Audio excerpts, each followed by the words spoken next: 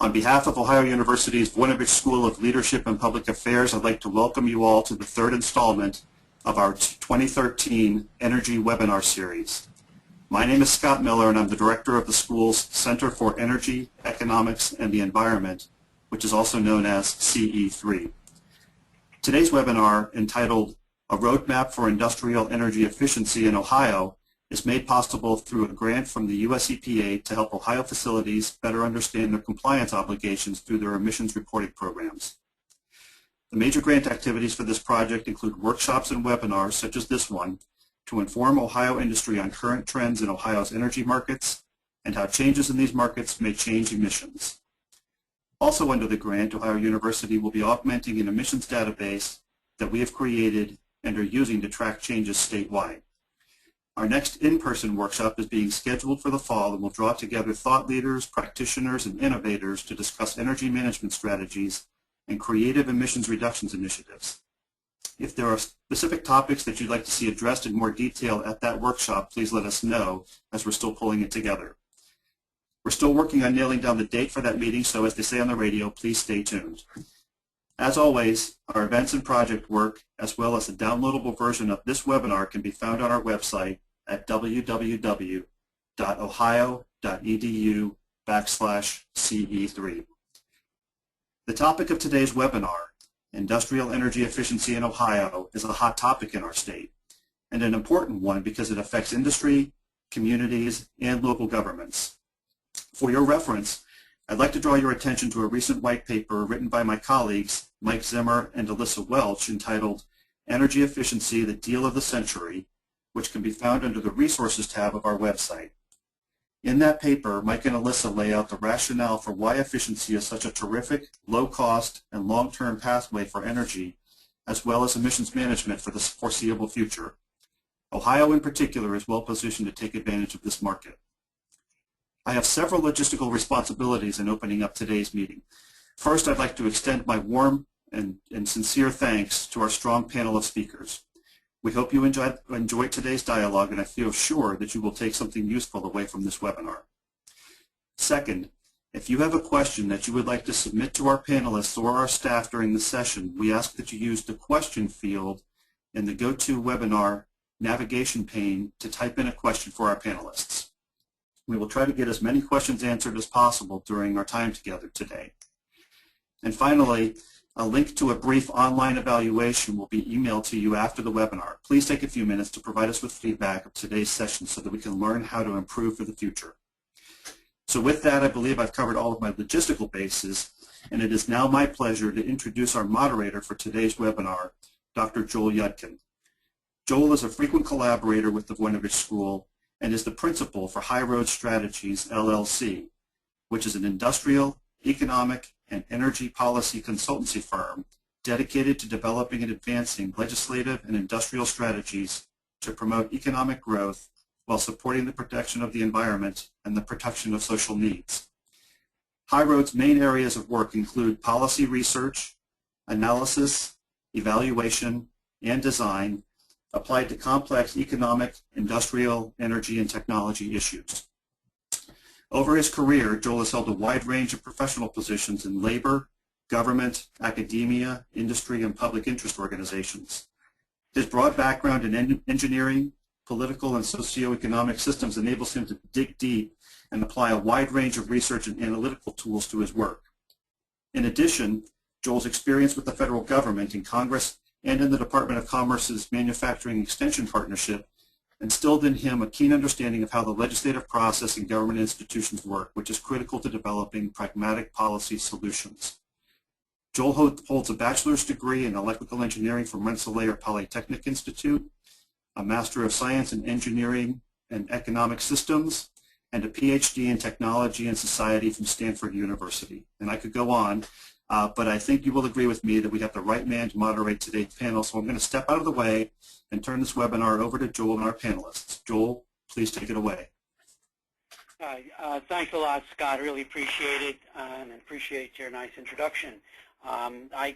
We should start off, I think there's going to be a slide. I just have one slide I wanted to use to help kind of frame our discussion, and I'll try to be brief. This slide was developed, this is what I call a roadmap for industrial energy efficiency, was developed for a report prepared by the Voinovich School for the Ohio Manufacturers Association. And I should note that although this was specific to manufacturing, it is actually applicable to almost any industry or industrial setting. So I want us to think a little more broadly than this particular slide might point us to, just focusing on manufacturing. A major challenge today is how to provide affordable, reliable energy while also reducing pollution and greenhouse gas emissions. There is broad agreement that increasing energy efficiency may be the most cost-effective means for achieving this goal, while at the same time generating economic benefits and cutting costs for consumers, whether we're talking about individuals, businesses, or public institutions. And significantly, from an industrial perspective, which is especially important for a major manufacturing state such as Ohio, making strides in energy efficiency can help U.S. businesses become more globally competitive, and not to mention its effect of also creating many new jobs. While there have been improvements in industrial energy efficiency over the past decades in our economy, there remains substantial potential for achieving even greater gains. In short, we can do a lot better. And I believe we need to do a lot better to help us address the economic and environmental challenges now confronting us. At the same time, however, institutions continue to face a number of barriers and obstacles to realizing this potential in the form of internal behavioral and organizational hurdles, technological and market barriers, as well as public policies. I want to flag in particular the especially daunting challenges smaller manufacturers and businesses have in investing in and implementing energy efficiency improvements, even though they would greatly benefit through lower cost and greater competitiveness. On the other hand, many companies and institutions have adopted strategies, and in fact there are many federal and state programs available that offer opportunities for overcoming these barriers to realizing the potential for achieving greater gains in industrial efficiency with significant economic and environmental payoffs. Today, I'm pleased to introduce three excellent speakers with significant expertise and experience in evaluating and implementing successful industrial efficiency initiatives. They've shown that it is possible to overcome the substantial barriers to achieving the potential economic and environmental benefits that can come from investing in energy efficiency improvements in different industrial and institutional settings. With that said, I want to just go to our panelists and briefly introduce each one, and then we can go with their presentations. First, I'm delighted to introduce Neil Elliott, who is Associate Director for Research and of the American Council for an Energy Efficient Economy, coordinating ACEEE's overall research efforts. Elliott has been with ACEEE since 1993 and is an internationally recognized expert and author on energy efficiency programs and policies, industrial energy policy, combined heat and power, and a frequent speaker at domestic and international conferences. Elliott received a BS and MS degree in mechanical engineering from North Carolina State University and received a PhD from Duke University. Joe Udak is Senior Business Development Manager for Constellation and is responsible for proactive business development and efforts for Constellation's energy efficiency businesses in Pennsylvania, Ohio, and West Virginia, focusing on state and local government, K-12, higher education, and the commercial/industrial markets. Joe has over 18 years of experience developing comprehensive energy performance contracts and energy service agreements, while also managing all the various aspects of the energy efficiency offering. Joe has earned a BS and BA degree in business and marketing from Robert Morris University and is an active member of the Association of Energy and Engineers, and so on. He has many other credentials. Marty Lanning is the founder and managing partner of Energen Solutions. Under his leadership the firm helps clients to optimize energy usage to create tangible cost savings and a compelling environmental story for their brands. Mr. Lanning was a charter member of the City of Columbus's Green Team Energy Working Group, and as an adjunct member, a professor of Ohio State's College of Engineering, he developed and co-taught a survey course with Dean Greg Washington on advanced energy and energy efficiency. For the last 4 years, Marty has served as an energy advisor to the Ohio Hospital Association's award-winning energy program. That said, I'd like to now turn it over to our first speaker, Neil, and you can go forward now, Neil, and with your presentation. Thank you very much. Thank you, Joel. Thanks, Scott. I appreciate the opportunity to visit with you all today. I'm going to pick up on one of the topics that Joel raised, and I want to talk about the value proposition for energy efficiency to Ohio manufacturers. The work that we're going to be presenting today is derivative from a report that we prepared for Ohio manufacturers about 2 months ago that looked very specifically at what is the value proposition to the members of OMA from the energy efficiency programs that the state of Ohio is currently running. I did want to take just a very brief moment to talk about, I think, Alyssa, I'm not seeming to have control of the screen, so if you could advance the slide for me. Let's see. We seem to be having a little technical problem. I apologize. Doesn't seem to want to move the screen. Neil, did you put your cursor on the screen, click on it? I did, and it does not seem to want to do anything. So. Okay, hang on 1 second here. There we go. There Got we it. go. There we go. So I wanted to talk just briefly about who the ACEEE is. We are a non-membership, non-profit organization that really focuses on catalyzing policies, programs, and technologies for energy efficiency on an in-use basis in all sectors of the economy.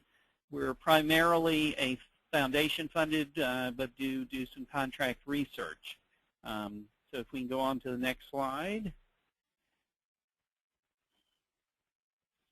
And so what I want to talk about are the results of the analysis we did for OMA. And really the key points coming out of that analysis are that growing investments in energy efficiency remain economically viable for the state of Ohio compared to the alternatives of operating or constructing new generation transmission systems, in spite of the drop in natural gas prices. We could go into that topic for an extended discussion, but needless to say, it's still economic. From a performance standpoint, we're 5 years into the energy efficiency standards that were set by SB 221, Senate Bill 221, and all of the utilities are meeting or exceeding their annual targets mandated, and they've done so in a cost-effective manner as defined by the standards of the law.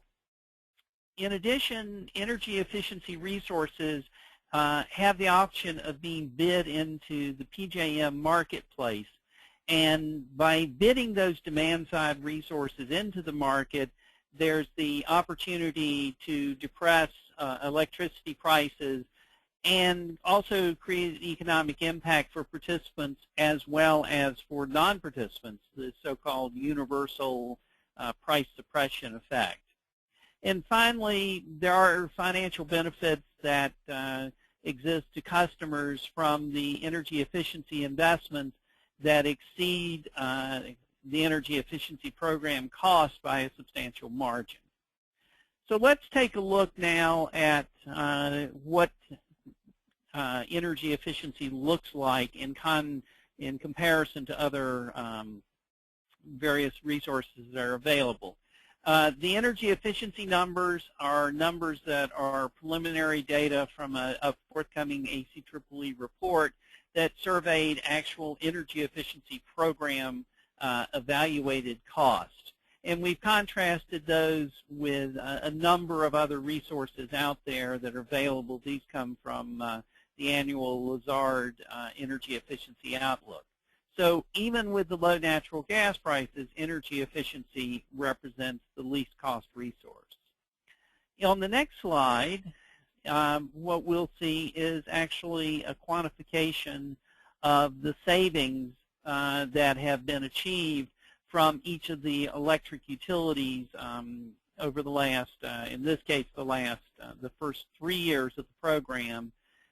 As you can see, all of the utilities in every year, with the exception of First Energy in 2009, have more than exceeded the energy efficiency standards.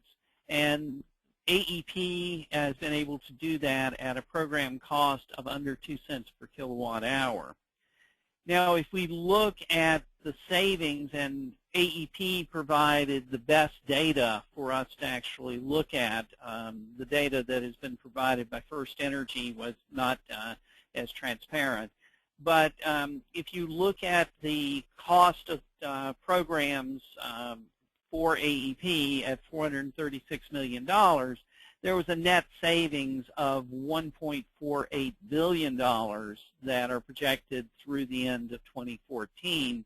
So a net billion-dollar benefit to customers that result from the energy efficiency programs that AEP has been running.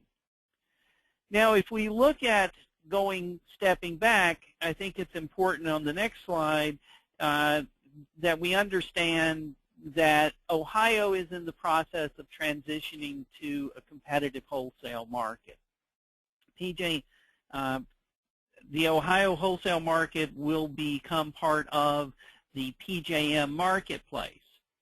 In that competitive market, new capacity will only be built when market prices rise to very high and projected at sustained levels.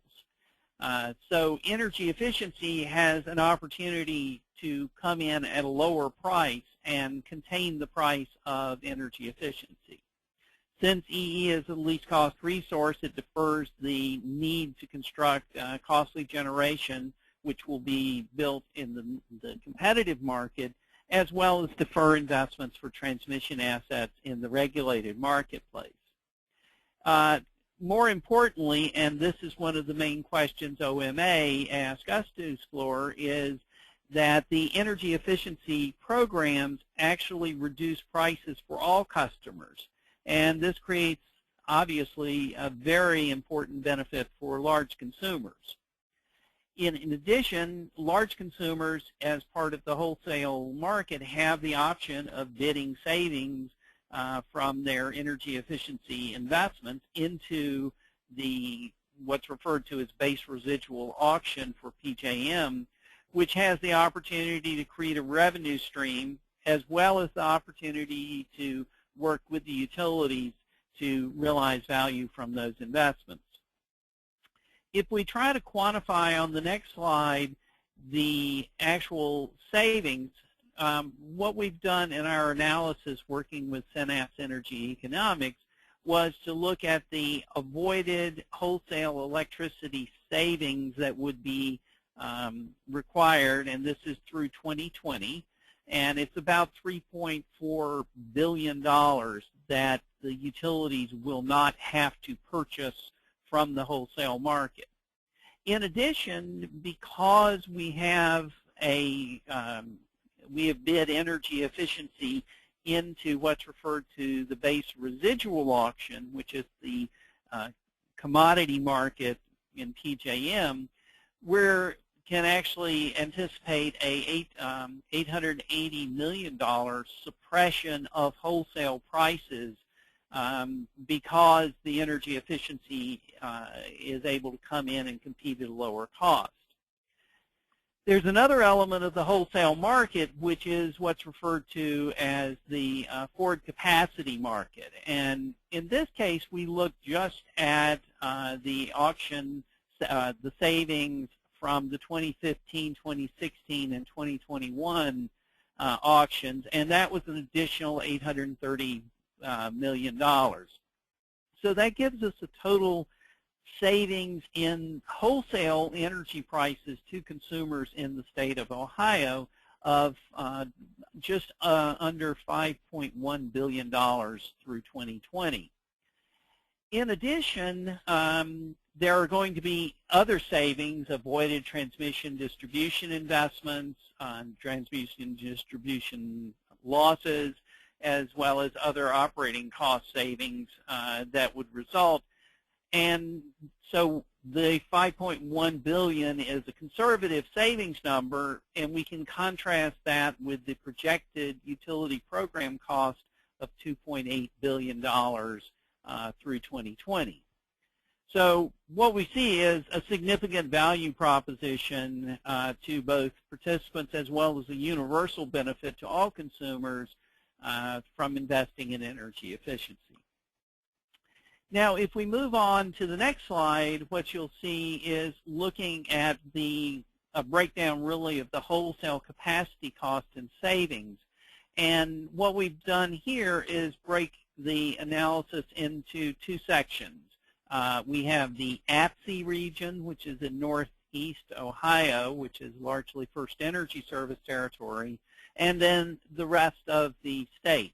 And what you see is that a significant portion of the capacity savings actually results from the energy efficiency investments in the ATSI service territory.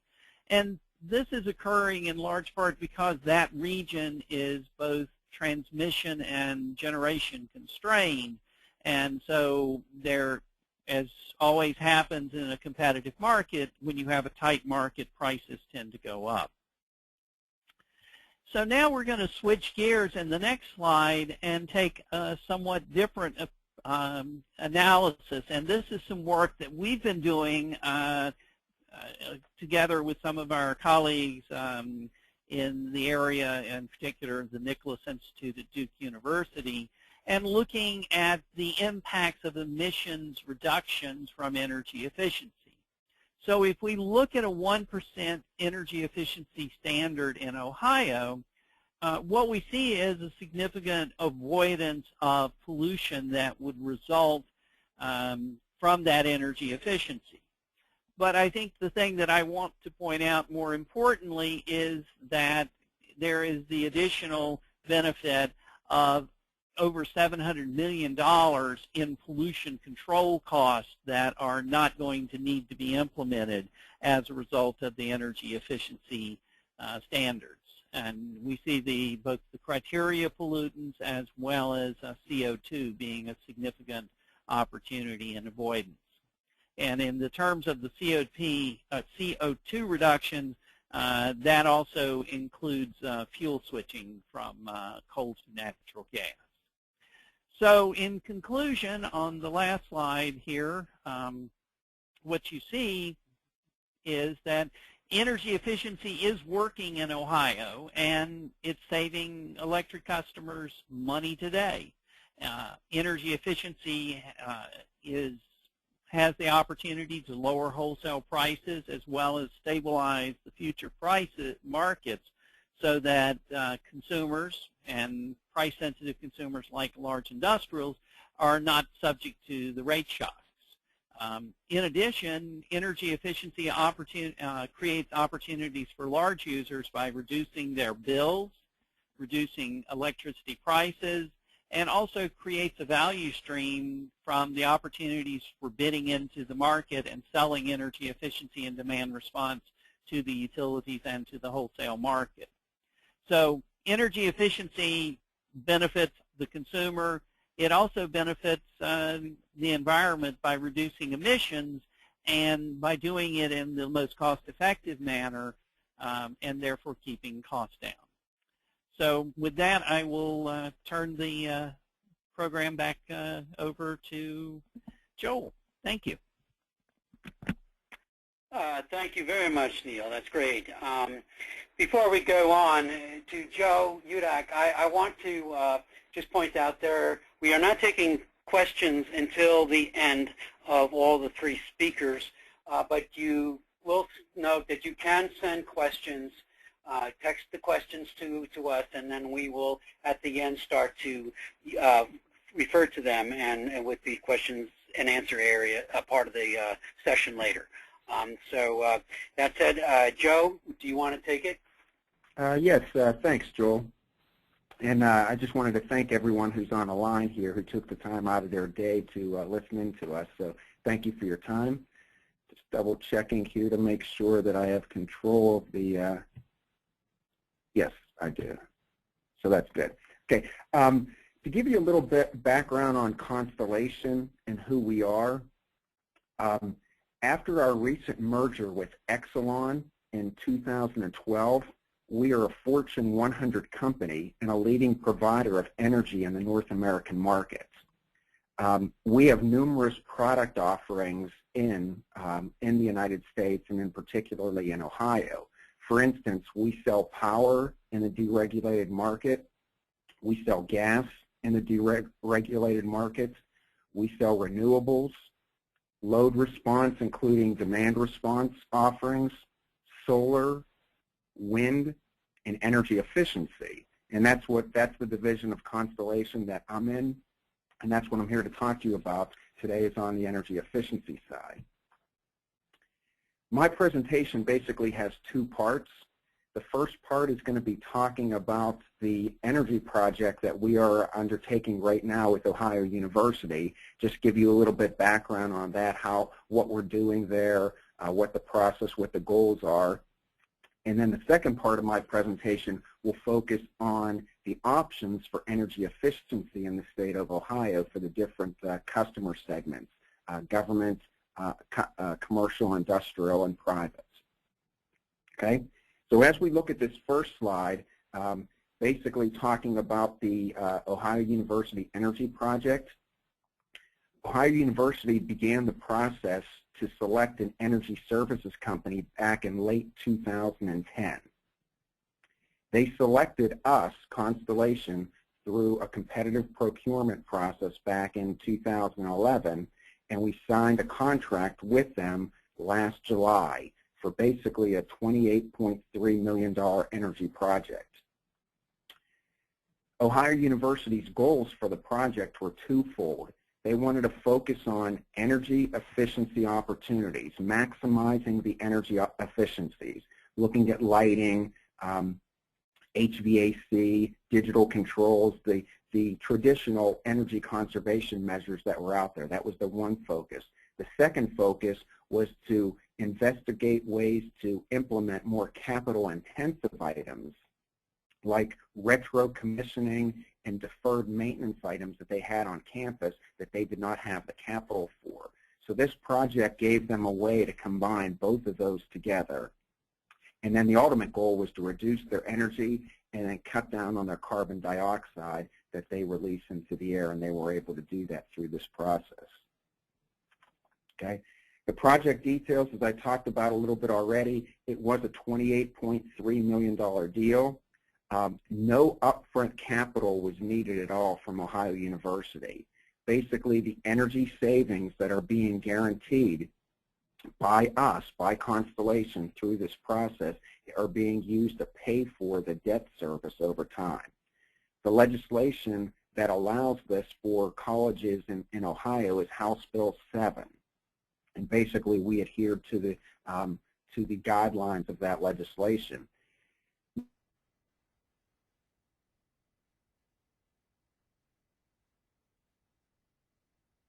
And the qualified energy conservation bonds developed through the Ohio Air Quality Development Authority. And the overall effective interest rate of the project was 1.4%. So they're basically using this bond structure to pay back, to get all these improvements done up front, and then they're going to be using the savings to pay this back over the next 15 years. Okay, moving to the next slide. I think I'm delayed here, but Alyssa, if you could help move to the next slide there. You should be able to have it back. Energy conservation. Okay. Oh, there we go. Talking a little bit about the project, the $28 million project that we're undergoing right now. We're about a year into construction. We started construction last October after the July signing. We're doing campus-wide measures Some of the ones listed here: campus-wide lighting retrofit utilizing the new, the latest technologies, electronic ballast, T8, LED applications, and some occupancy sensors. But it's basically looking at about 75 buildings on campus. Also, air system and tower upgrades. A big one that we're doing is the HVAC, direct digital control. There's 3 parts of that: the expansion, the upgrade, and the integration. They have numerous systems on campus at the various buildings. We're not ripping all of the systems out. We're basically taking what can still be used and integrating them into a new front-end system, so it's much easier for them to view and control the buildings. And then VFDs, we're also doing that on up to almost 50 different motors throughout campus. Okay. Some of the other measures we're doing: kitchen hood improvements, pipe insulation and steam system upgrades, chilled water distribution upgrades, and a big one is the retro commissioning of the different buildings and the different systems that are included on campus. This was a lot of the big deferred maintenance items that Ohio University had that they wanted to try to get accomplished in this project. So through all this, our goal is to work through next summer. The goal is to be completed by July of 2014 on all of these projects, and we are proceeding right towards that goal. Okay. Now, switching to the second part of the presentation, and a lot of this I'm going to go over pretty quickly, but just to give you an idea, what is energy efficiency? I mean, it basically, our definition, the way we look at it at Constellation, it is the reduction of the quantity of energy that's being used while providing the same service and functions that the customer is used to. Okay, and then looking at your energy cost, a lot of people think that just energy cost equals the price. We look at it a little bit differently. We say energy cost equals the price, what you're getting the electricity for, times the quantity over some period of time.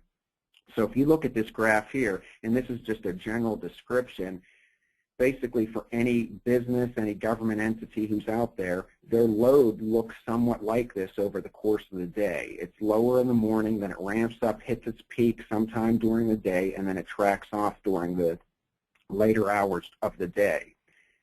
If you do an energy efficiency project, that's where the green comes in. Your overall curve should be lowered over the course of the day for the usage that you have. So if you're doing a lighting retrofit of controls, HVAC, that should reduce your overall load over the course of the day.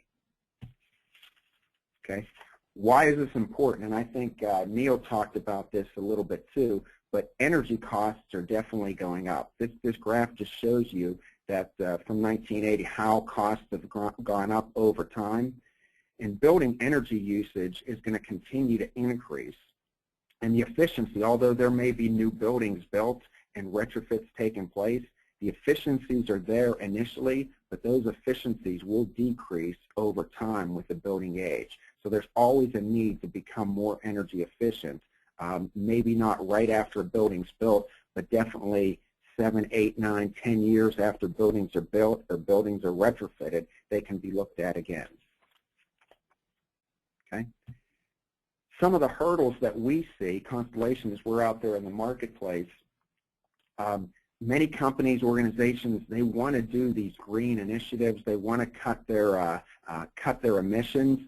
They want to fund their energy conservation efforts. They want to maximize their savings and meet their goals. But the big thing, they don't have the capital to do that. Going green becomes somewhat of an unfunded mandate, meaning that there's no capital to basically implement it.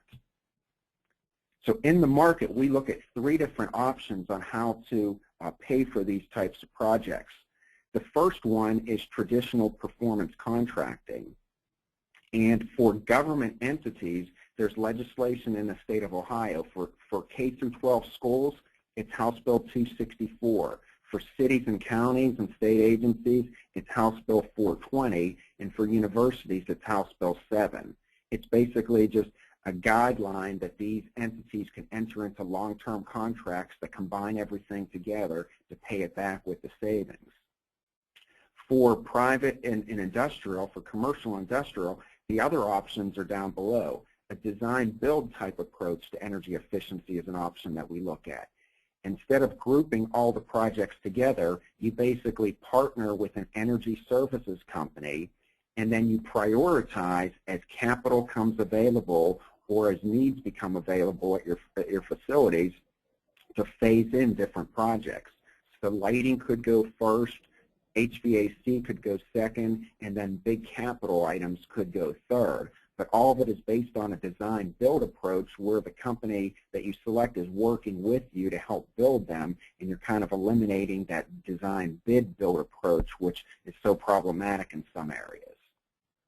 And then lastly, the last approach, which we're very excited about, is called Efficiency Made Easy, and it's basically an on-bill financing method where if you can buy your electricity and gas in the market, there's a way that we could basically finance the improvements on your electric or your gas bill. Now, we're not talking major capital improvements, but things like lighting, controls, and some minor HVAC improvements can be included in these. This graph here on energy efficiency, this talks about the EME, the Efficiency Made Easy project, how it looks like. If you look on the left side, you have your energy cost equals your price times quantity. If you do an Energy Made Easy project, your energy cost is going to remain the same. Now your price may go up a little to finance the cost of the equipment that's putting in, but your overall quantity will be reduced with the energy efficiency measure. So if you're putting in lighting, the quantity is going to be reduced, but your price will go up, but it'll equal the same amount that you had before. And then after the project is paid off, and usually these work on a 3-year deal, but after it's paid off, then your overall cost goes down, your price goes down, and then your quantity has already been reduced with the energy efficiency measure that was already implemented. Okay. The next one is for the government entities, and that's the performance contract. I won't go into this a lot, but it's basically saying that your utility expense is basically where you find the funds to pay for it. You're going to reduce your utility expenses with the measures that are put in, and that savings is then going to be used to pay for the debt service over time, very similar to what Ohio University did with their energy project.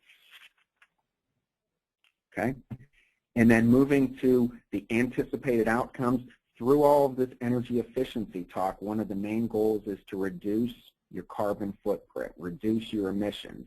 And just looking at what the Ohio University project is doing for them, from a dollars and cents standpoint, the savings over the 15 years is going to be close to $38 million. That's a reduction in electricity, gas, and on water and sewer. Translating that into gallons, there's going to be a savings of roughly 9 million gallons of water over the course of time, or over the course of the 15 years. And then the measures that we're implementing is going to avoid the creation of more than 50,000 metric tons of carbon dioxide annually over the next 15 years. This also translates to 103 tons of nitrogen avoided, general oxides of nitrogen, 262 tons of the general oxide of sulfur avoided, the equivalent of almost 14,000 cars removed from the road, and then the equivalent of almost 16 million trees being planted. So again, the goal of energy efficiency is to definitely improve facilities and to save energy. The environmental goals are there. The way to try to bring this together is find a financial vehicle that you can do these types of projects, and we have a couple different options that can be used. So that is, if you move to the next slide, that is my conclusion for the energy efficiency offerings that we have in Ohio. I'll look forward to any questions you guys may have towards the end of this presentation. Thank you. Thanks a lot, Joe. And as I said before, we'll field questions after actually Marty's Lanning's presentation, and you can send them and text them in the question box you have on the panel, on the webinar control panel. And we'll come to those later. But now I'll just turn it over to Marty, and go ahead, Mark. Okay. Thank you, Joel, and thank you to the team at OU for inviting us to participate in this. Also wanted to reiterate Joe's comments. Thanks to the audience for taking time out, particularly those folks in the healthcare community that are joining us today. So it's my pleasure to present on the energy efficiency initiatives of the Ohio Hospital Association. And there we go. The Ohio Hospital Association represents all of the hospitals in Ohio, so 206 hospitals representing 22 health systems. It's the first state-level chapter of the American Hospital Association, and the primary mission of the organization is advocacy on behalf of its members for state legislature, state agencies, and then more recently, since 1999, also with the Public Utilities Commission on deregulation and other utility matters. OHA, since the Senate Bill 221 in 2008, has been active with the 4 investor-owned utilities in the state and the design and implementation of different rebate and energy efficiency programs, and has more recently started working with folks who are providing similar programming to the municipal and rural co-op sectors.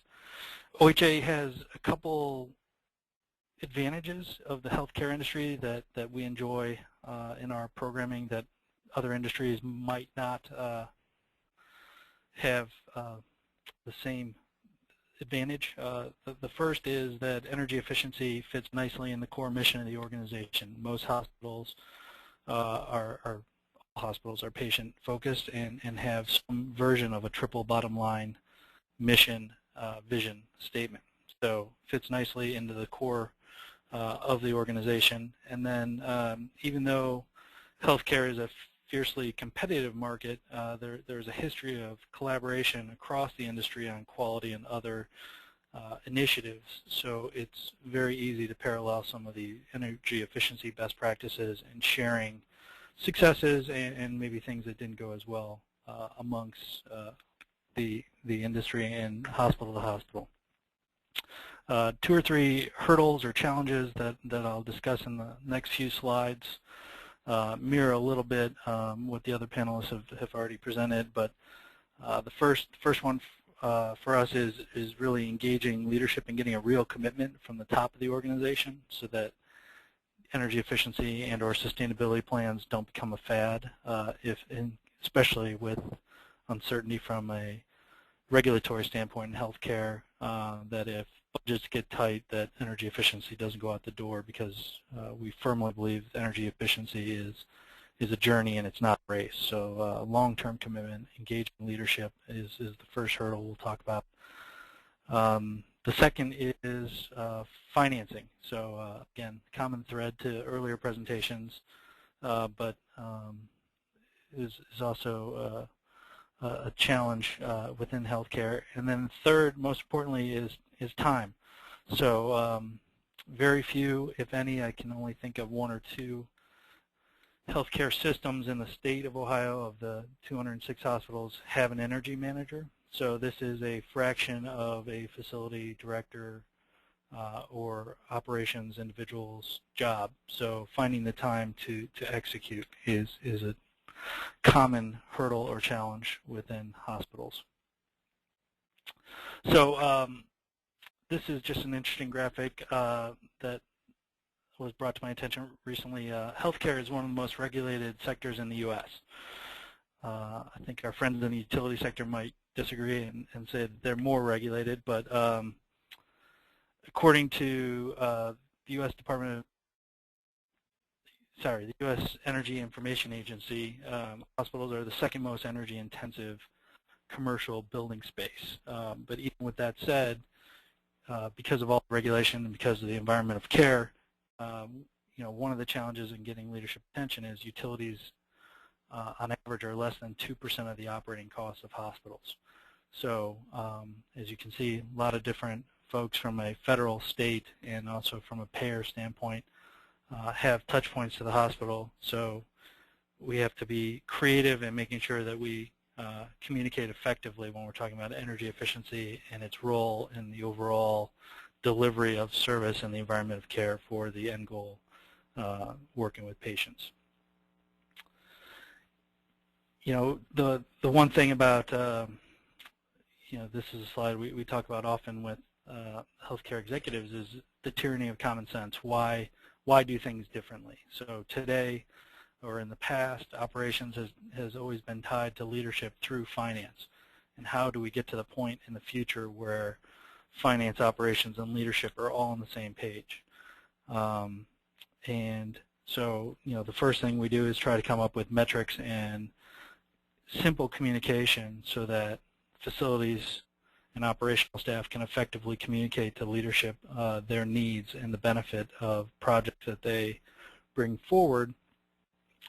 But it's also a challenging regulatory environment where there's uncertainty on the income side of the ledger from leadership with regard to recovery of funds through Medicare, Medicaid, and the Affordable Care Act. So really it's putting that story together, or helping the facility director make more standard business cases so that they can deliver the message and show that not only does energy efficiency help the bottom line, and the dollars go right to the bottom line, but it also leads to a better employee engagement, better patient outcomes, and most importantly, with some of the elements of regulation, patient satisfaction, which will become more and more important as a metric towards getting funding from some of the stakeholders we talked about on the previous slide. So this is one of the ways that we've communicated to executives, and again, this is potentially a unique ability of us to do as a statewide association with members who are similar in their mission and being able to segment by size. But this is a scatter plot of Energy Star scores from a pilot program we did about 18 months ago. And this was very well received by different executive groups. The vertical axis is the Energy Star score for the hospitals, 1 to 100. And the horizontal axis is actually the number of registered beds. And so there's a unique element that we keyed in on early in the energy programming of OHA, is that even though EUI normalizes for square footage, it's not common for operational staff or even lay staff, people in the front of the house, to understand the size of a given hospital or building. But even the volunteers at the front desk have a pretty good understanding of the number of beds. So by translating the energy performance to the metric of registered beds, it allowed for better communication to the target audience. And what we overlay onto this chart is the annual electric spend of hospitals at different levels of Energy Star score and also on size. And so by doing this, actually the first time we showed this, we did have a couple of CEOs. It was a group of 18 CEOs, and a few did jump out of their chairs. One, they wanted to know if their hospital was represented on the chart because they wanted to participate, because they wanted to know how they compared to the hospital in the next community. But two, even for the smallest hospital, a critical access hospital in Ohio is 25 beds. As you can see from the dot on the lower left, it's almost $7,300 per registered bed. Just to get to just above average, somewhere in the 50 range, that's a $100,000 a year operating opportunity. And so by showing this, it started to quantify, and we started to get feedback from CEOs that now they get it. Now they understand the need when it comes to capital budgeting, and the facility staff are competing for money for boilers and chillers against doctors who are competing for funds for new medical devices. It starts to create a little more parity so that the facility directors have a chance to access those dollars to make improvements for the overall facility. The OHA Energy Program has been active really since the first steps of the implementation of Senate Bill 221. Since 2009, over $5.1 million in rebates have gone to hospitals. Those same projects yield annually $6.1 million in energy savings. Many of those, as you know, have a tail of 5 to 10 years depending on the technology. It is a multidisciplinary program that really has sort of 5 stages. So the advocacy, involvement in the planning process, development of programs, regular education and outreach to facility directors and members of the healthcare management staff. Energy Star benchmarking is our standard, and then using audits, retro-commissioning, and commissioning practices to lead to rebates to help drive future investment. OHA has been fortunate to receive a number of awards recently. 3 of them are outlined on this slide. And, you know, I guess another, well, I'll cover that in the next slide. The OHA's energy program takes an Energy Star Plus approach to energy management. So as most people recognize, this is Energy Star's energy management process.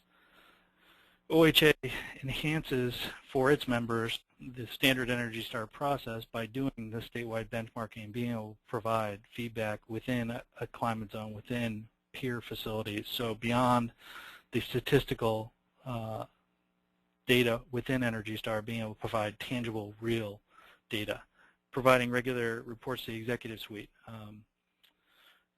We were discussing a little earlier offline that OHA's annual meeting is going on in Columbus right now. So yesterday, today, tomorrow, over 1,000 participants are in Columbus at the annual meeting. And in our booth, the energy program booth, we have the 3 largest rebate checks from the last 12 months.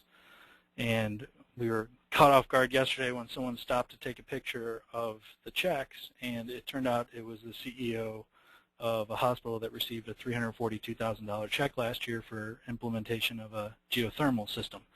So we didn't expect to target the leader of the organization that got the check, but the check started to bring attention and started to continue the focus on energy efficiency. After the benchmarking, we helped the hospitals identify ways to identify ACMs, energy conservation measures, and give them the bullet points they need to implement no-cost, low-cost operational changes, and the talking points they need to compete for capital. OHA is active in utility rebates for all 4 IOUs in the state.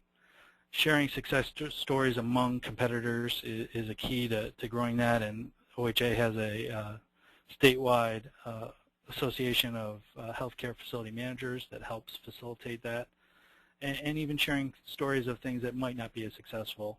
The gaps is very unique to the healthcare environment.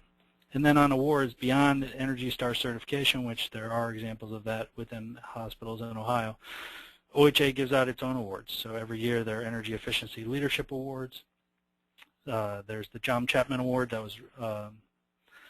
was awarded to Mount Carmel Health System actually yesterday in Columbus. John Chapman, for anybody who doesn't know, is the real name of Johnny Appleseed. So that was a sustainability award, and that is awarded every year to a hospital or healthcare system in Ohio. And then Healthy Hospitals Initiative and ASHE, which is the Association of Healthcare Engineers, also have incremental goals beyond getting to a 75 in Energy Star. So 3, 5, 8% improvement in your EUI score can get you awards from those organizations. Just a couple quick case studies. The first one, Ohio is home to one of most successful hospitals in energy management in the country.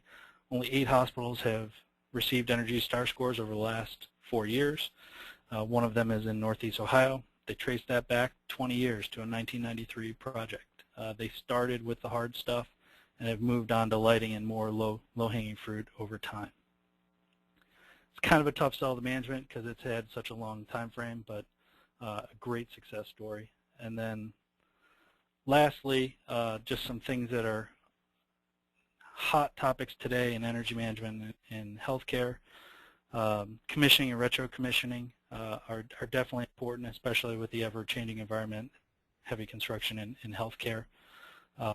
Standby and setback of surgical wings, so when non-peak times for surgery, evenings, weekends, bringing back some of the surgical suites, so you still have some ready for emergencies, but being able to ramp down the redundant or extra surgical suites. PC management and copiers, non-clinical equipment is still a big topic in healthcare and has not received as much focus recently. And then training and really focusing on, with all the construction in healthcare, making sure something we're focusing on in our communication with executives is making sure that things like training, commissioning, and retro-commissioning aren't value engineered out of budgets. Because that's where we've seen opportunities for increased energy efficiency. So with that, I will turn it back over to Joel. Thanks a lot, Marty. We do have a few minutes for some questions. I'm waiting for some folks to, we have one, and we have waiting for some other folks to maybe send in a few more questions. In the meantime, you actually, one of my main questions was addressed throughout by all the different panelists in trying to identify what are the real remaining challenges. It shows that there have been significant gains with SB 221, and you also see examples of entrepreneurship and efforts in the private sector, working with the public sector, and with some real successes, but also identification of various challenges. But if I just wanted to ask, what other, over the long run, what are some of the remaining challenges, especially at the policy level, that you see that we still have to address in Ohio? So I would like to just kind of throw that out right now while we get a couple more questions from the audience. Well, anybody want to?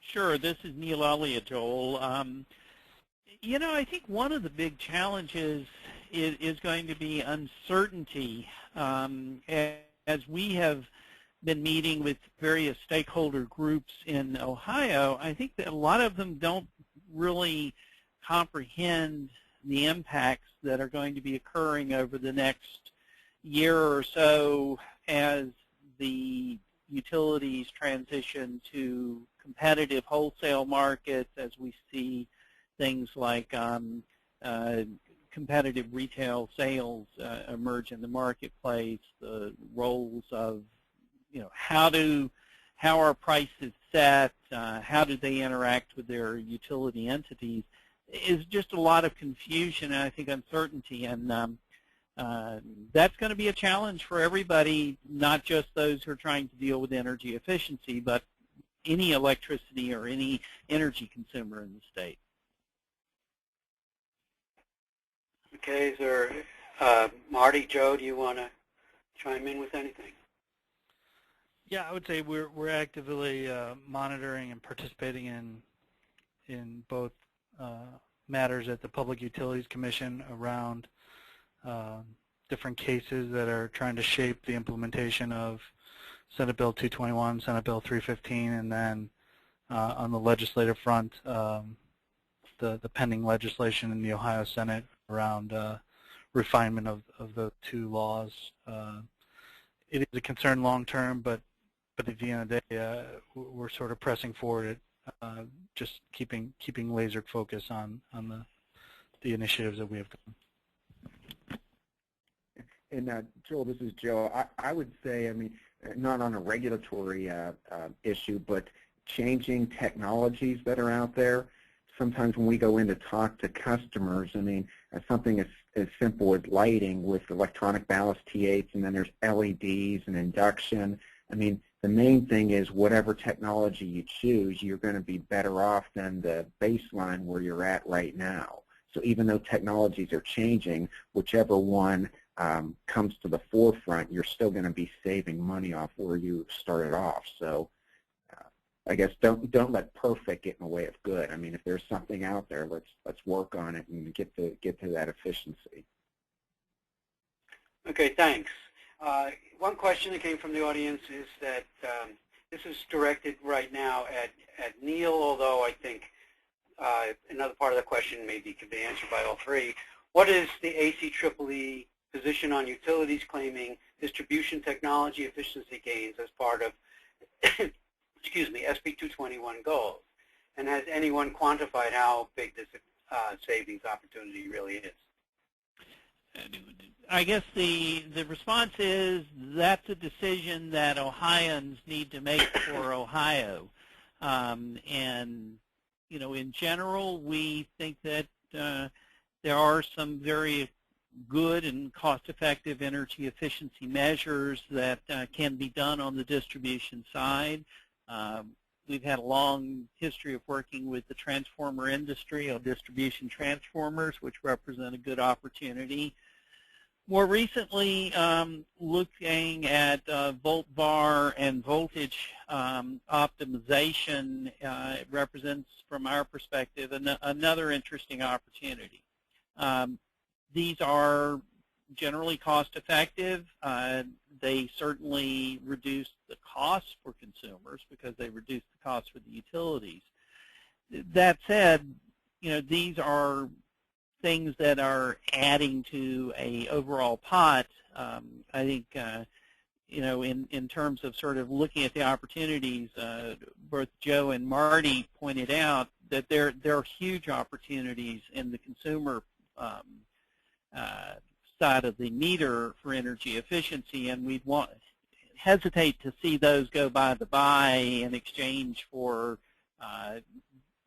utility side investments. The other bit of the point which we've talked about some in our OMA report is the fact that energy efficiency usually comes with significant other benefits associated with them beyond just the energy savings.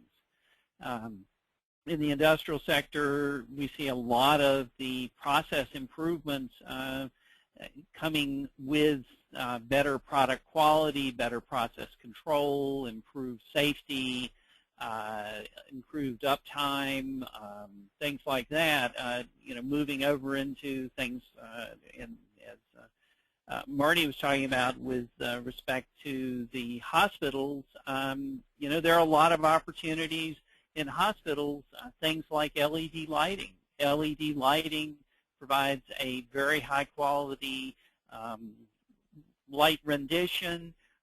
It can reduce the temperature, so you can do better thermal management in, say, an operating environment or a particular procedure room.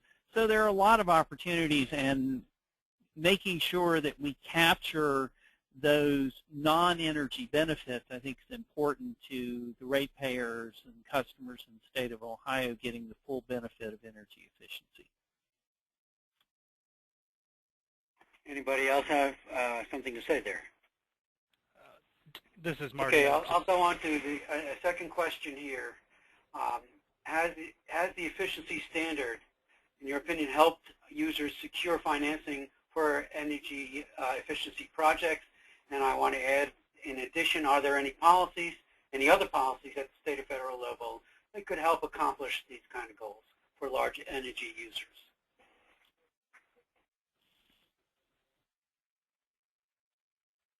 Joe, you want to take a first shot at that one? Yeah, I can. There are always numerous, and I don't know if I'm taking the right direction, but there's always some sort of grants or funding that could be out there from the federal or state level. in the case of the Ohio University project with us, they were able to take advantage of the qualified energy conservation bonds and get a really low rate. At the end of the day, though, most of these projects that we look at, I mean, there's the savings that are used to fund the improvement. So that saving streams a lot of times is overlooked by the end customer, but it's there in the overall budget.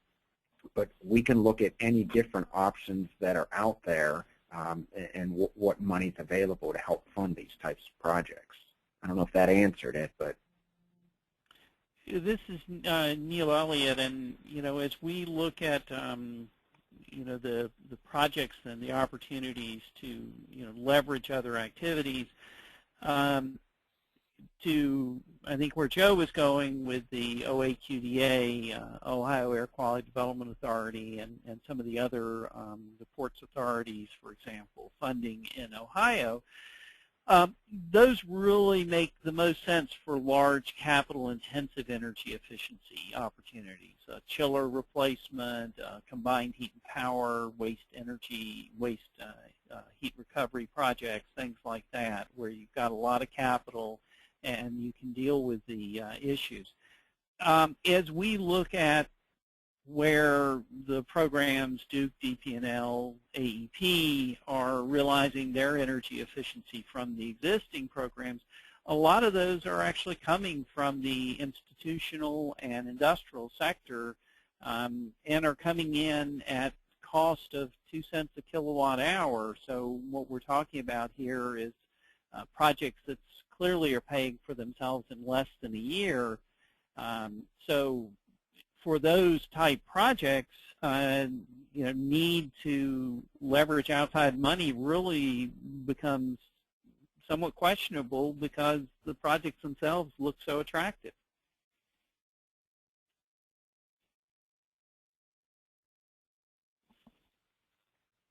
Any other comments from our speakers? Joel, this is Marty. I would say that from our perspective, the energy efficiency standard and the rebates that have come from that, they help tip good projects over the edge so that they're implemented.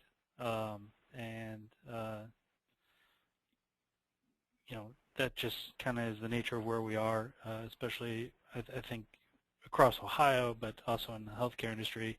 Budgets are tight and you're competing for dollars, so any little bit helps. So from our perspective, it doesn't make bad projects good, but it helps good projects get done. Okay, are there any more questions that folks have? I have a couple of others that I'd like to pursue if I don't have anything else from the audience. Okay, let me get, kind of go to, well, let me put it this way.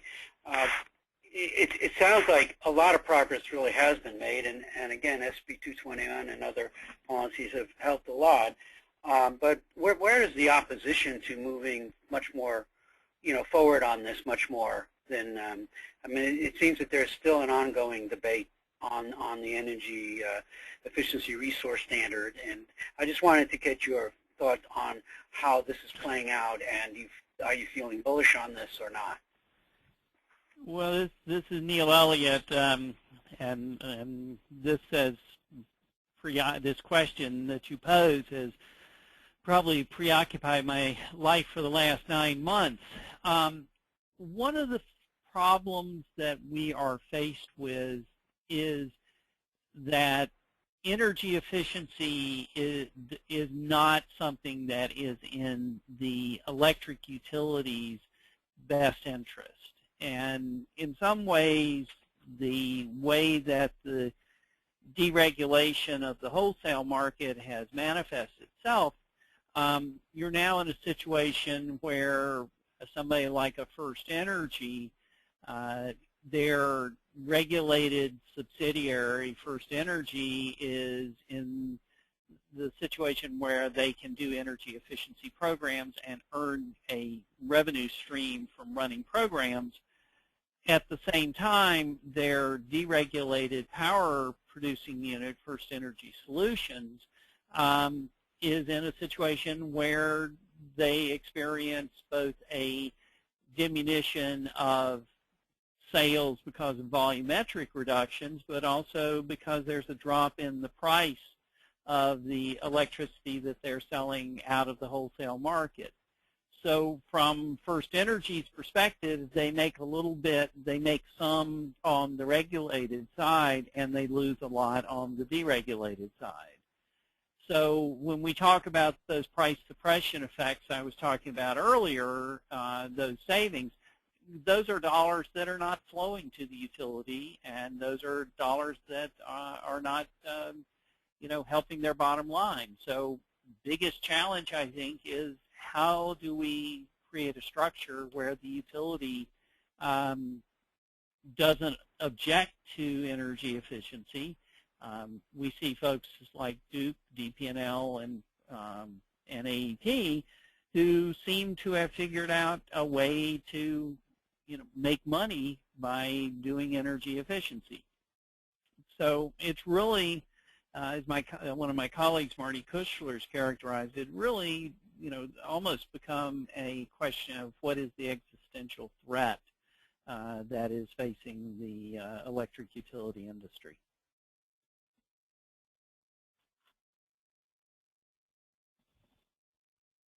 All right, anybody else wanted to chime in on that?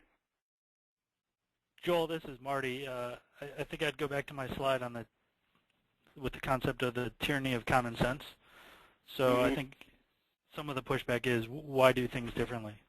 We've operated the grid in one way, so those that aren't in favor of energy efficiency or energy efficiency policies just are slow to change. Okay. Well, I don't have any more. Wait a second, maybe there's a new one. Hold on. The question is here from the audience, but aren't the deregulated and regulated sides technically separate companies? Isn't it unethical for one company to operate based on concerns for the other? That was a question that just came in from an audience.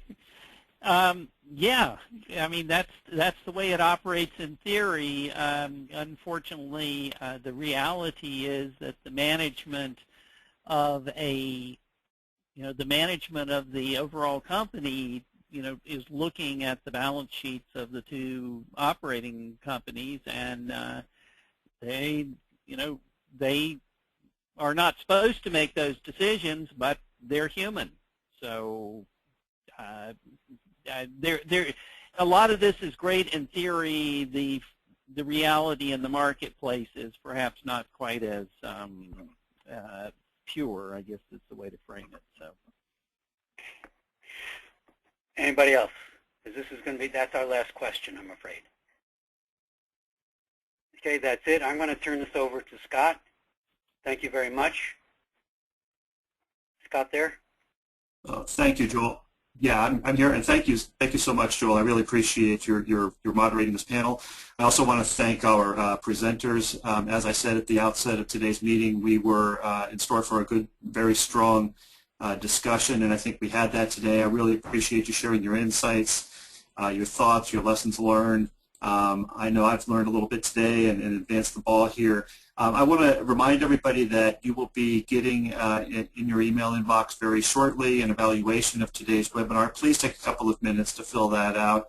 We do read those. We do use that information to improve these. If you have any ideas about future webinar topics or presenters, we're very open to those and we want to hear your thoughts and feedback.